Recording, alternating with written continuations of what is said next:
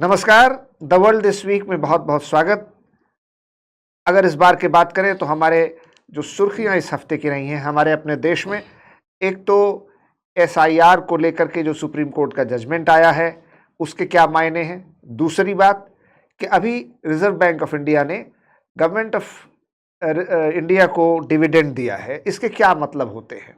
दूसरी चीज़, अगर दुनिया की बात करें तो हम देख सकते हैं कि ईरान क्राइसिस में एक स्टेलमेट, एक गतिरोध आ गया है। चीज़ें अपनी जगह पर रुक गई हैं, वो सुधर भी नहीं रही हैं और समस्या भी ज्यों की त्यों बनी हुई है।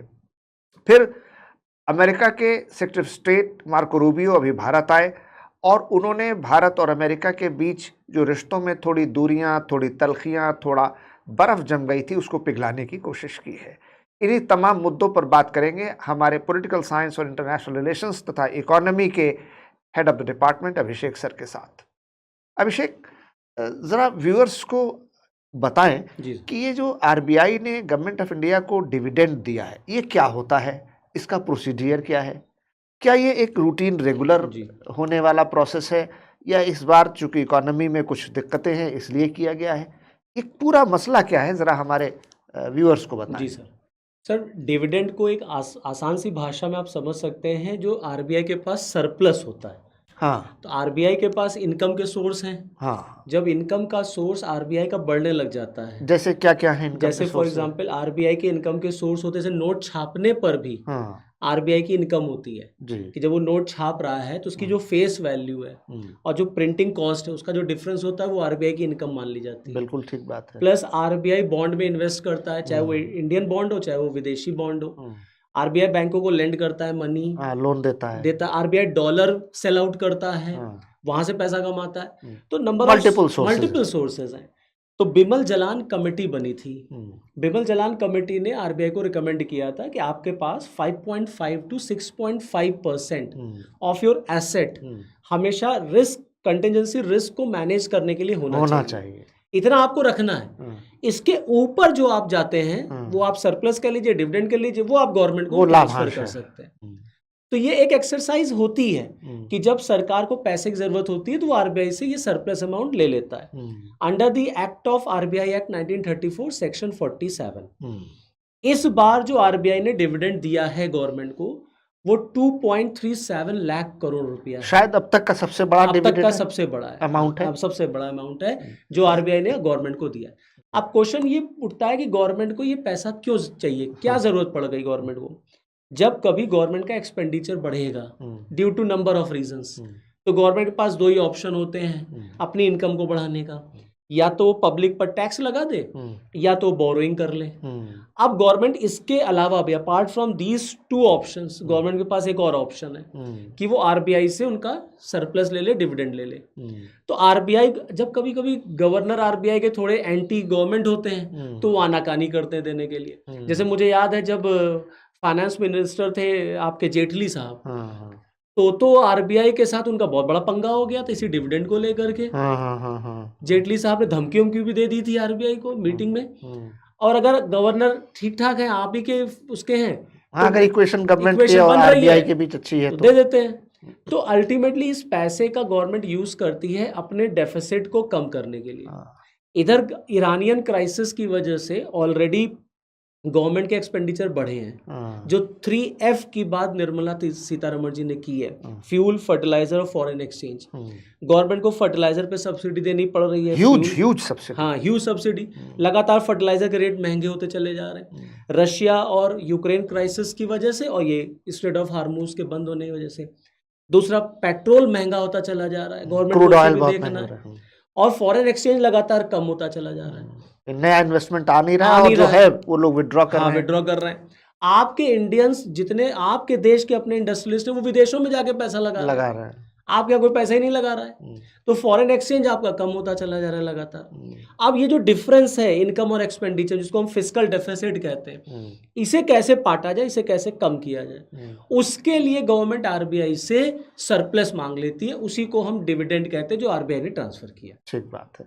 तो इसका क्या प्रोडक्टिव यूज हो सकता है? इसका प्रोडक्टिव यूज ये है कि गवर्नमेंट ऑफ इंडिया इस पैसे को इकोनॉमी में लाएगी, जो उसको देना है फर्टिलाइजर पे सब्सिडी वगैरह वो दे पाएगी, प्लस मार्केट में जो रिसेशन जैसे हालात रहते हैं हाँ, दूर उसको होने लग कुछ जाते कंट्रोल हैं, करने में क्योंकि मदद मार्केट में गवर्नमेंट लिक्विडिटी बढ़ाती है, पंप इन करती है, डिमांड जनरेट होती है, हाँ, बैंकों को दे दिया जाता है, हाँ, जिससे बैंक उसको मार्केट में ले आए एज अ लोन।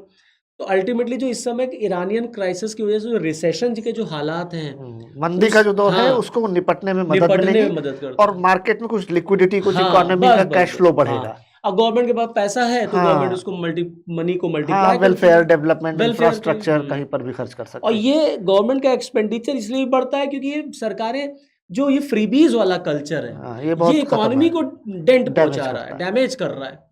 कि आपका पैसा है नहीं, आपने वादा कर दिया हम 3-3 हजार रुपए महिलाओं को देंगे, कहाँ से देंगे आप? तो ये गोल्ड बहुत, बांटेंगे। हाँ ये सर ये बहुत मतलब टीवीके की गवर्नमेंट ने पहले हाँ, प्रॉमिस किया था कहा ही और था, तमिलनाडु में आ भी गए वो। आ भी गए।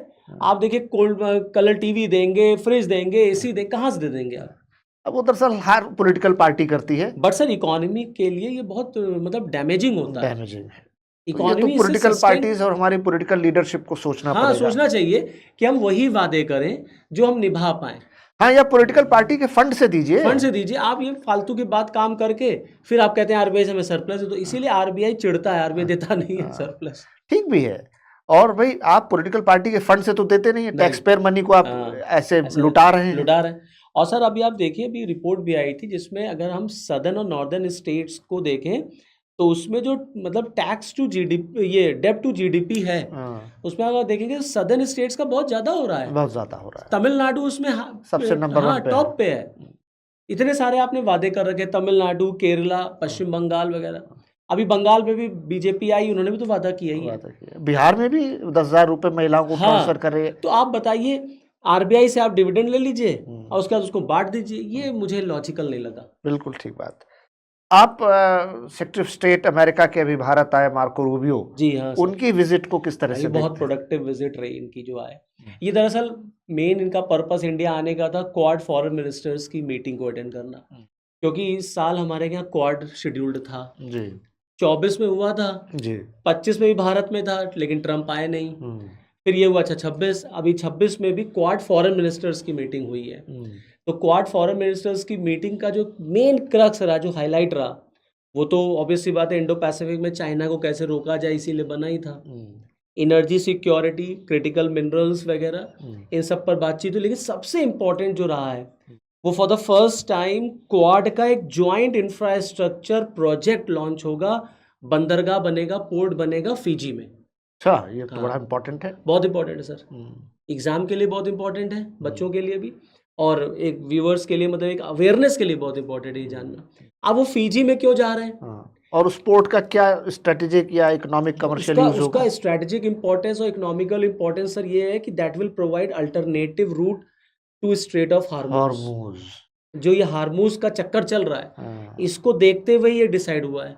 और स्ट्रैटेजिकल की जहां तक रही बात, अगर फिजी की लोकेशन देखी जाए, सदर्न पैसिफिक ओशन में पड़ता है। बिल्कुल ठीक बात। और ये पूरा रीजन जो आप देखते हैं इंडो पैसिफिक का, ये चाइना का गढ़ है, मतलब चाइना के इंटरफेरेंस का। चाइना यहाँ लगातार, चाइना का डोमिनेंस है, लगातार चाइना यहाँ पर अपने स्ट्रैटेजिक एक्सपेंशन कर रहा है, जिससे ऑस्ट्रेलिया भी परेशान है, जिससे जापान भी परेशान है। और इस पूरे साउथ चाइना सी में चाइना का कॉन्फ्लिक्ट है, फिलीपीन से लेकर के मलेशिया से लेकर तमाम देशों के साथ।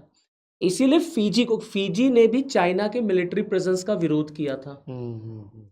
तो फिजी को इसीलिए डेलिबरेटली चूज किया गया, मतलब ऐसे ही नहीं है कि हो गया, इंटेंशनली फिजी था कि हम फिजी पर बनाएंगे। Very well thought out. हाँ, वेरी वेल थॉट आउट। हाँ, और अमेरिका, इंडिया, ये सब चाइना को काउंटर करना चाहते हैं इंडो पैसिफिक में। बिल्कुल ठीक है। तो अमेरिकन बेसेस भी हैं, आप देखिए जापान में अमेरिकन बेसेस हैं, ताइवान हम सब जानते ही हैं कि अमेरिका सपोर्ट करता है, ऑस्ट्रेलिया में है उसके अमेरिकन बेसेस, तमाम जगह पर है। अब एक फिजी में क्वाड का जो पोर्ट बनेगा, ठीक बात है। हाँ, अब जाहिर सी बात है, जब ये डिसीजन हुआ तो चाइना को तो पसंद नहीं आएगा।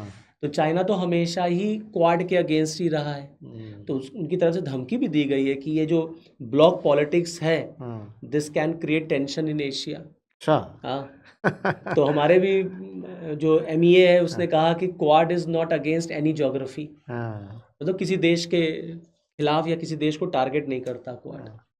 तो मार्को रूबियो का आना भारत में ये हालांकि सर इसकी चर्चा पाकिस्तान तक हुई हाँ, कि क्यों आए मार्को रूबियो। हाँ, तो जो आपने ओपनिंग रिमार्क में भी बोला हाँ, कि ट्रंप ने क्यों भेजा, 250 साल पूरे हो रहे हैं अमेरिकन इंडिपेंडेंस के, हाँ, बहुत बढ़िया उसका सेलिब्रेशन भारत में मना, हाँ, और उसी सेलिब्रेशन में यूएस एम्बेसडर टू इंडिया जो है उन्होंने ट्रंप को फ़ोन मिला दिया। हाँ, ट्रंप ने फ़ोन पे ही कहना शुरू कर दिया, I love Modi, I love India. हाँ, तो जो वो टैरिफ वाला मैटर था, हाँ, ट्रंप अब उसको थोड़ा सा सॉर्ट आउट करना चाहते हाँ, हैं। लगता है कि ट्रेड डील हो ही हाँ, जाएगी थोड़े ट्रेड डील है कि जो है मेगा ट्रेड डील हाँ, होगी। Mega trade deal, father of all deal जो हो रहा था। हाँ, तो ट्रंप ये मानते हैं कि भारत को हमें अपने साथ लाना ही पड़ेगा हाँ, अगर उन्हें चाइना जैसे देश को काउंटर करना है। ठीक है। और जो वो गए थे चाइना, वो भी वो तो बहुत फ्रूटफुल नहीं रहा, फ्रूटफुल रहा नहीं, बल्कि China was more aggressive and overpowering than over Trump. Powering. हाँ बिल्कुल सही सर आपने कहा, ट्रम्प थोड़ा सा दब गए हाँ बिल्कुल शी जिनपिंग के सामने।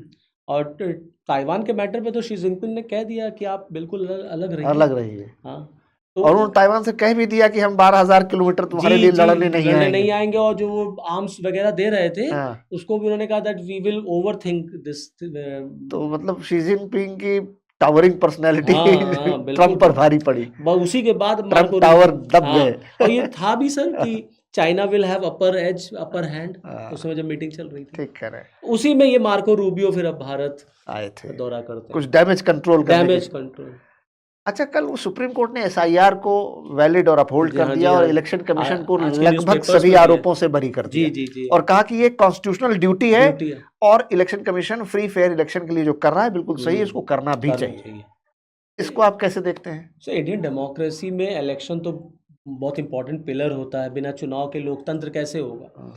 लेकिन अगर सब आपके देश में डेमोग्राफिक चेंज एक बहुत बड़ा चैलेंज है। अभी जैसे बांग्लादेश का इशू है, वेस्ट बंगाल में नई सरकार बनी, अब देखिए तुरंत ताबड़तोड़ एक्शन हो रहा है कि कैसे गवर्नमेंट ने तो डेमोग्राफिक चेंज को ध्यान में रखते हुए बड़ी high powered committee justice Navlekar के अध्यक्षता में बना दी है। मेरे ख्याल में देश के इतिहास में पहली बार है जो डेमोग्राफिक चेंज को लेकर के कमेटी बनाई गई। तो वही बात है ना सर। और ये पुश इन और पुश आउट वर्ड बड़ा न्यूज में था। तो बांग्लादेश बड़ा एग्रेसिव है कि वो पुश इन नहीं होने देगा, शुभेंदु अधिकारी वो पुश आउट करने के चक्कर में लगे हुए हैं। तो एसआईआर करके Election Commission ultimately filter out ही तो करना चाह रहा था ना।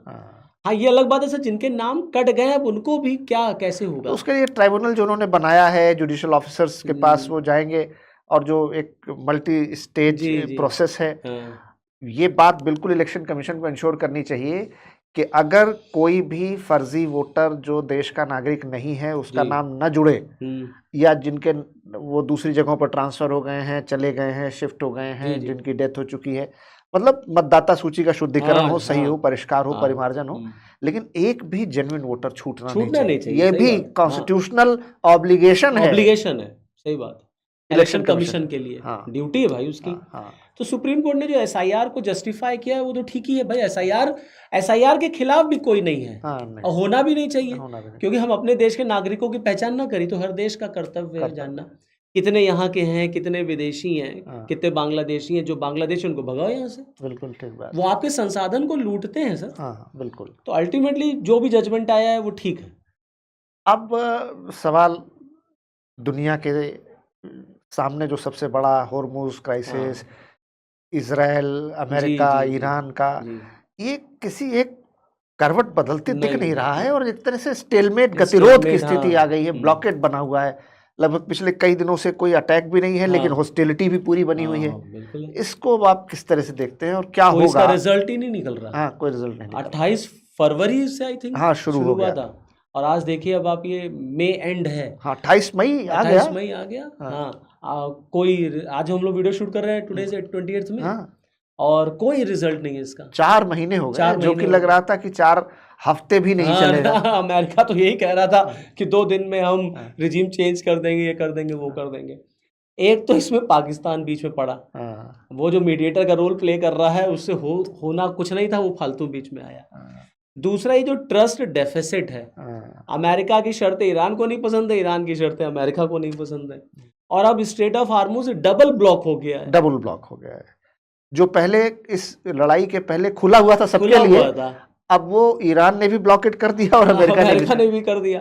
तो मतलब बहुत एक अजीबोगरीब कंडीशन इस समय क्रिएट हो गई। जो आप कह रहे हैं ना कि सर एक ब्लॉक हो गया है, किसी को तो 19 होना पड़ेगा, हाँ। दोनों पार्टीज में से कोई तो कुछ कॉम्प्रोमाइज करेगा, तभी कोई रिजल्ट निकलेगा। वो कहते हैं ना, दुश्मनी का सफर एक कदम दो कदम, हाँ, हम भी थक जाएंगे, तुम भी तुम भी थक कब तक लड़ोगे? जाओ। हाँ और ईरान तो बैठा ही है, वो तो कहता है हम बर्बाद हो चुके हैं सनम, हाँ सबको बर्बाद करेंगे।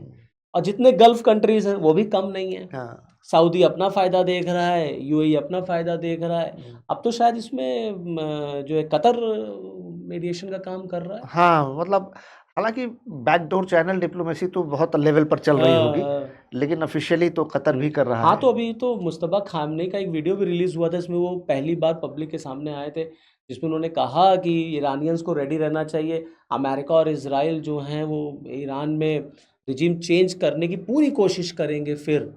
तो लगता नहीं है कि ये मतलब बहुत जल्दी अब इजीली सॉर्ट आउट होगा ये मैटर। तो अभी ये मुझे लगता है कि अभी ये चलता रहेगा ऐसे ही। तो आपने देखा इस हफ्ते की तमाम सुर्खियों पर हमारी बातचीत अभिषेक सर के साथ। देखते रहिए, जुड़े रहिए, शेयर कीजिए, सब्सक्राइब कीजिए और लाइक ज़रूर कीजिए। द वर्ल्ड दिस वीक में फिर मिलते हैं अगले हफ्ते। बहुत बहुत धन्यवाद, शुक्रिया। धन्यवाद।